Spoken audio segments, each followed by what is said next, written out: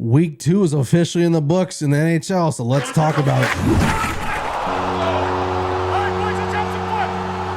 What's up, hockey fans? Welcome back to It's About Hockey. I'm Mason, and today we're going to do a little wrap around the league in week 2, all right? We're talking about the NHL and what happened in week 2. We got the Sharks playing in the background. I got to make this quick so I can turn around and watch my boys play, even though I'm wearing Red Wings. Don't read too much into that, all right? I'm a Sharks fan. Anyways, yes, we're going to talk about yesterday, because yesterday we had a full slate of games, 13 of them, I believe. We're going to talk about a couple of them, and then I got 5 stars for you guys. 5. All right, 5. 5 stars that are my stars of the week. All right. But yeah, before we do anything, do me a solid. Hit the like button. Hit the subscribe button. You can turn noties on if you want, but I appreciate it. All the likes, all the comments, all that stuff. I really do appreciate it. I really do. I like doing this stuff. So without beating around the bush too much, let's talk about the games and what happened, shall we? Starting it off was my cup of joe in the morning was the Lightning at Senators. The Senators look pretty decent. People don't have them in the playoffs, myself included, but they're on the fringe. That's what I'm going to say that right now. Tampa Bay still looks like Tampa Bay. Even though they lost Stamkos, they still look really, really good. Okay? Kucherov is still Kucherov. Looks promising. Even though they lost, it's okay. Then the Red Wings go to Nashville, steal a win, I guess. I don't know. Nashville's got some issues, man.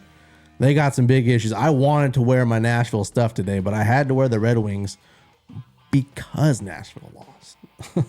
I'm sorry, Nashville fans, but I know you guys are pissed off after all the money you guys spent and how good you guys look on paper, but you haven't put together a full 60 minutes and you haven't checked that box for the first win of the season. I know you guys know. You don't need me to tell you that, but we're going to talk about that game a little bit in depth. The other game we're going to talk about a little bit in depth is the Oilers at the Stars. The Oilers lose to the Stars 4-1. It's hard to say 1-4, but 4-1. All right. We're going to talk about that game a little bit in depth as well.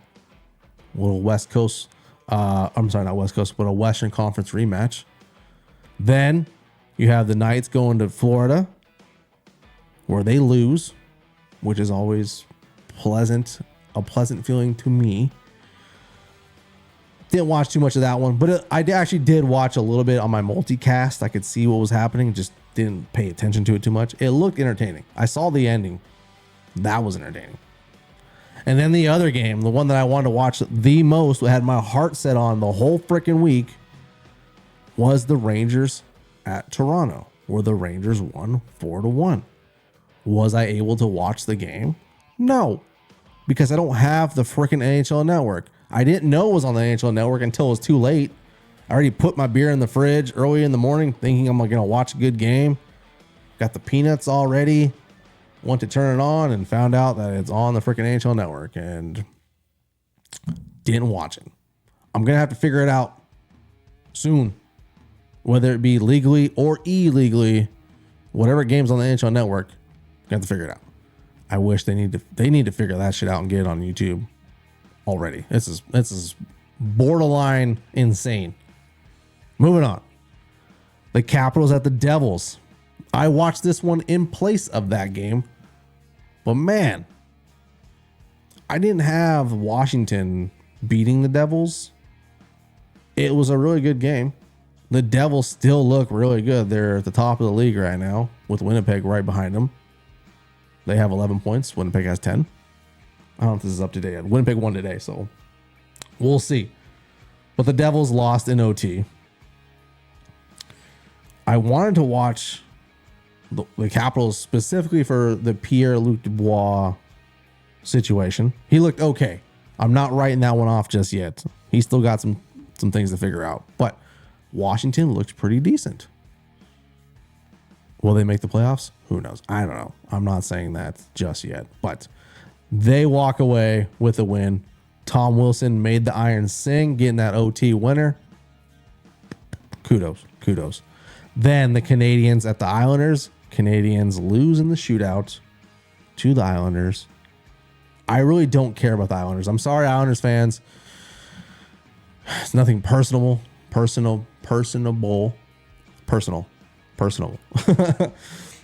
just feel like your team's going to implode at some point this year.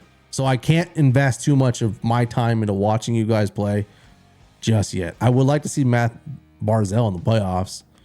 I don't think he'll make the playoffs, but I've been wrong before. So I don't know. Don't take it personally. Okay.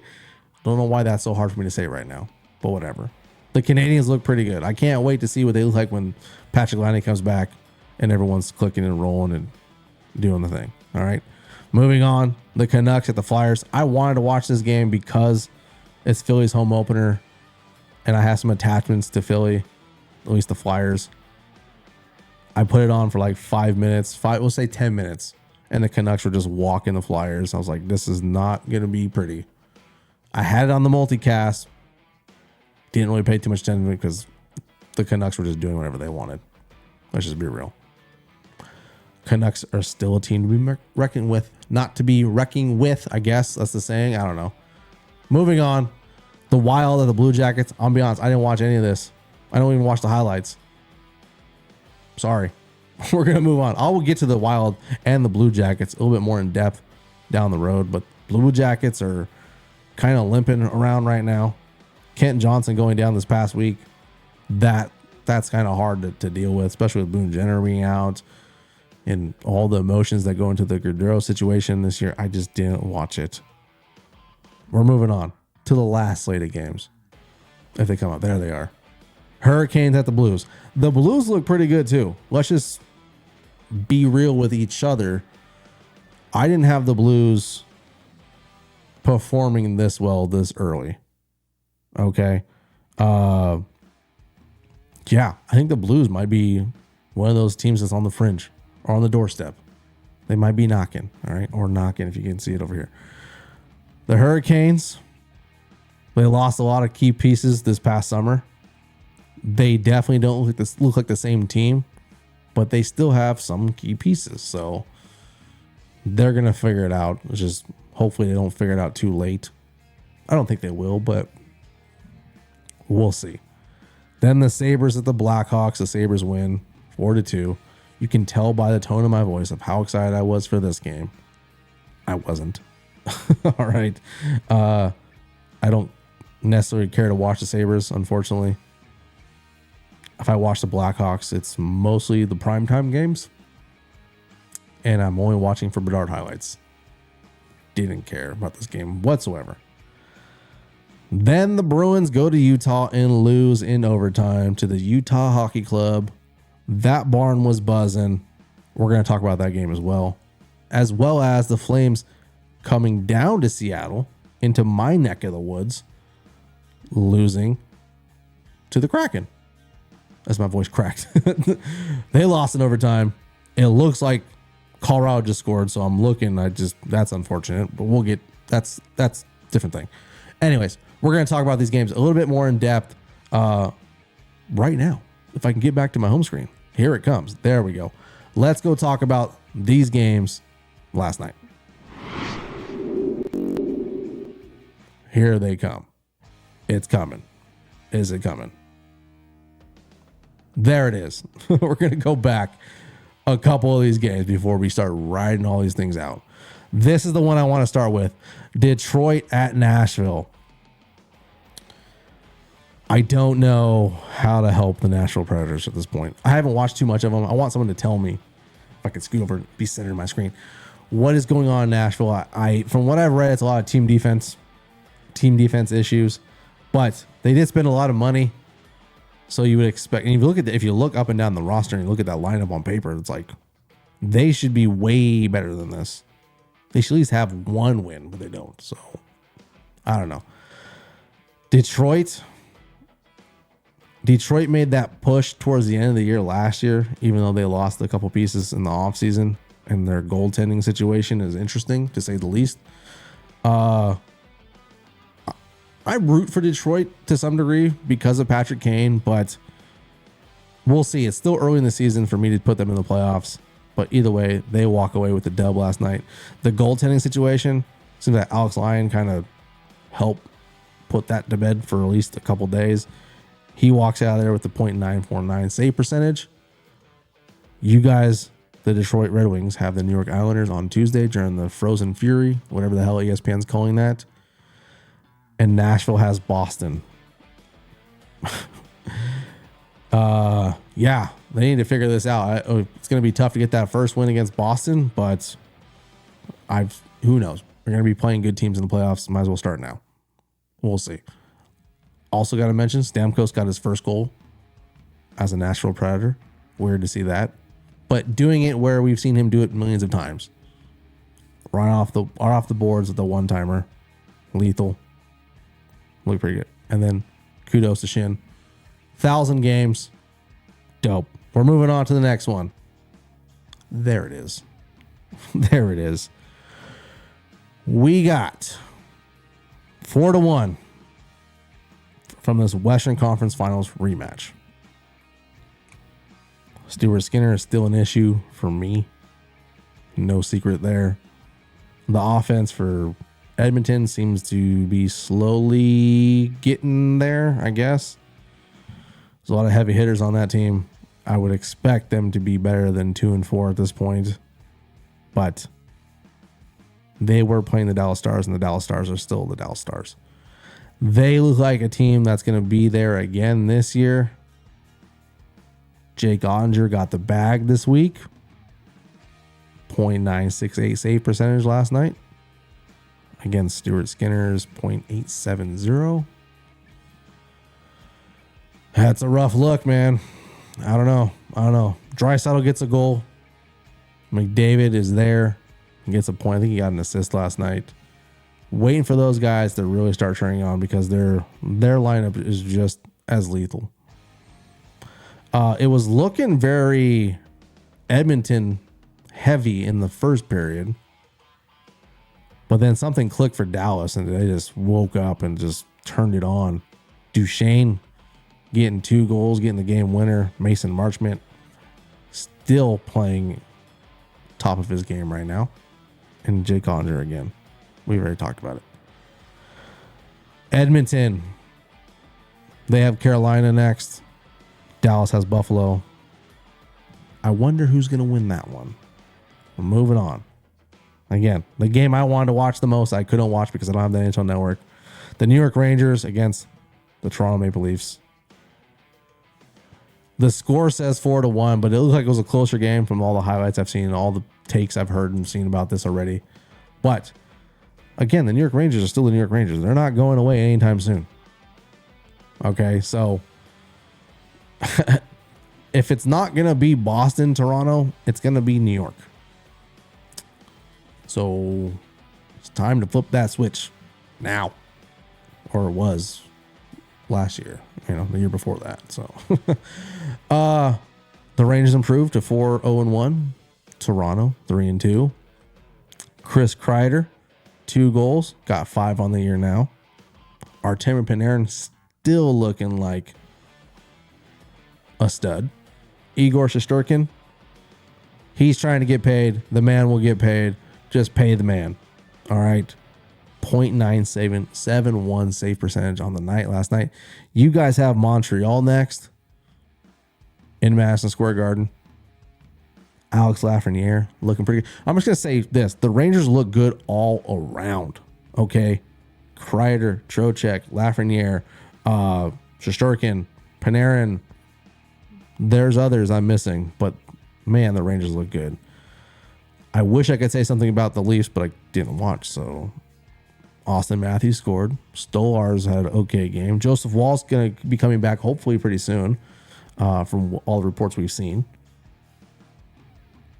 But other than Berube kind of, making his presence felt, I really want to know from the Maple Leafs fans, if you're a Maple Leafs fan, let me know how you're feeling about your team right now.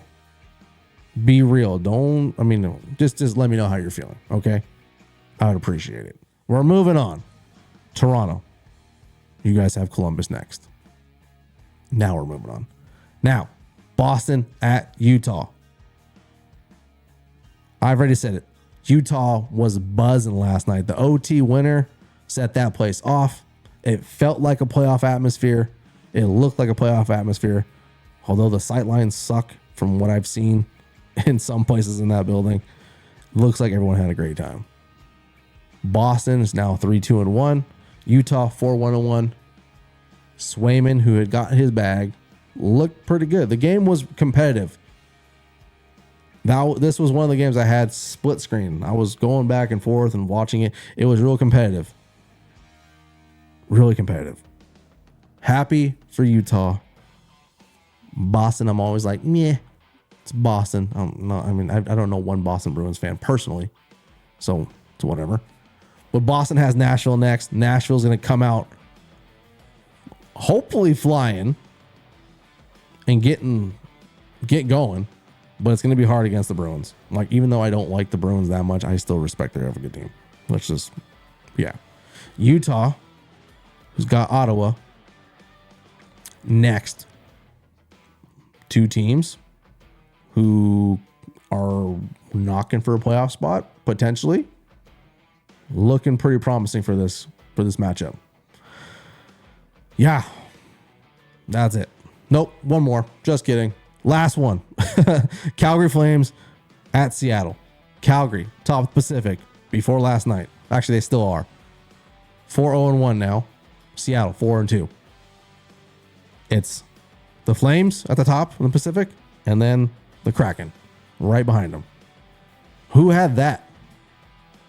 I sure as shit didn't have that. Jordan Eberle getting the game-winning goal last night in OT. That place was buzzing. The Kraken look like they're for real. And I say that with like a question mark because I'm like, I mean, they look good, but can they sustain this? Joey Decord looks really good.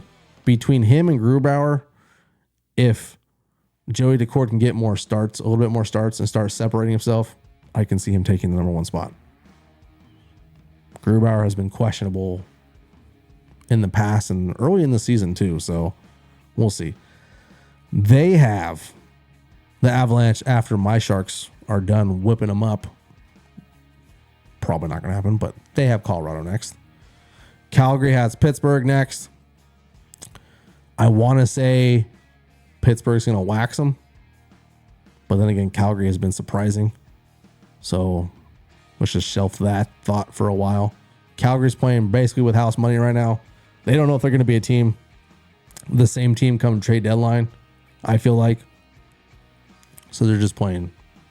I don't think they're having any thoughts other than let's just play the game that we have today and take it one shift, one period, one game at a time. Calgary is looking pretty good right now. That's it for the games we're going to talk about tonight. We got some stars to talk about really quick. Yeah, I have 5 stars of the week. Let's talk about them. All right.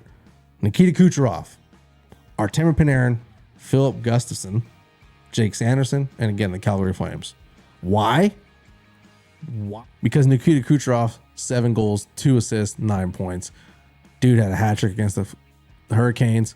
Got the game winner against the Vegas Golden Knights in the late minute. It was a minute and a half. Kucherov does not look like he's slowing down one bit. Dude is still lethal. Even though Tampa's missing Stamkos, they're not missing any goal scoring with Nikita Kucherov. Still firing away. Dude is on point right now. Tampa. And then Artemi Panarin. He's still on fire as well. He had a hat trick of his own. Almost had 2 against the Utah Hockey Club. And there's the one against Detroit. Even though it was Huzo, they're having issues. But New York is still looking good. And Artemi Panarin, the bread man, still holding it down. If he gets hotter, watch out.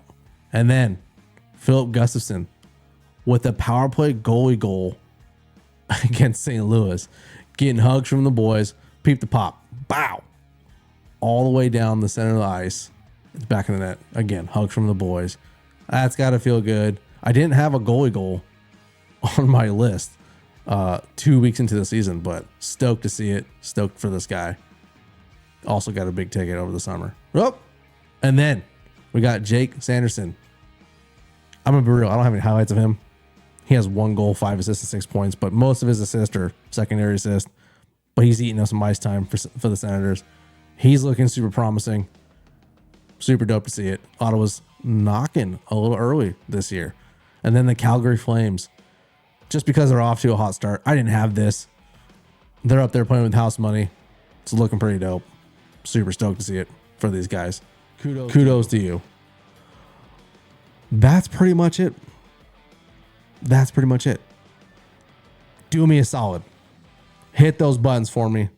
Let me know how you guys are feeling about your team as we go into week 3. Drop me your thoughts. Be so kind. I would appreciate it. Thanks for tuning in. I hope you guys have a good one. And we'll see what week 3 brings.